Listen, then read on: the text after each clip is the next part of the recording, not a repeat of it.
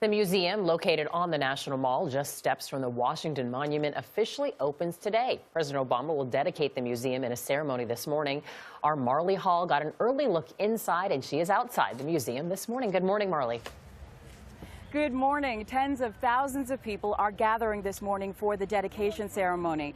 The wait for a museum devoted exclusively to African American history and culture was a long one, and Black Civil War veterans conceived of the idea more than 100 years ago. It's a dream decades in the making, a museum on the National Mall that showcases African American history. 3,000 artifacts will be on display, some so large they had to build the museum around them, like this segregation-era rail car and a guard tower from a notorious Louisiana prison. Visitors are encouraged to start with an exhibit on slavery in the U.S., which displays shackles, a slave cabin, and Harriet Tubman's shawl. Jocelyn Imani is a curatorial assistant helping to research some of the exhibits from slavery to the present day. All the people that sacrificed and that worked and that prayed and that conspired to get just not me here, but this building, these other people, the stories that we tell, it'll level you if you think about it. The museum's upper floors celebrate African American achievements in sports and culture. That's where you'll find Chuck Berry's Cadillac convertible and Muhammad Ali's boxing robe. Most of the museum's collection was donated.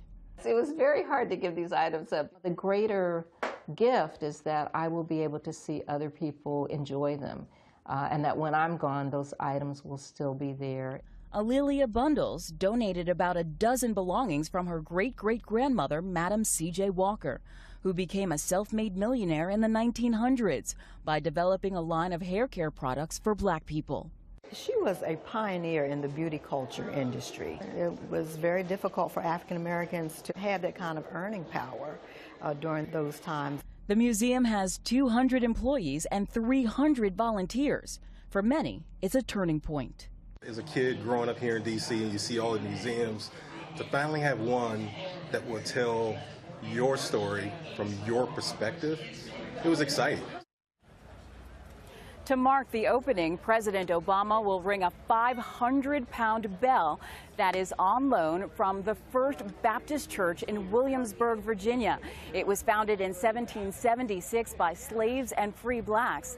Now celebrations will run through the weekend. A number of events are planned, including musical performances by The Roots and Public Enemy. Vanita? What a wonderful moment that bell ringing will be. Molly Hall, thank you.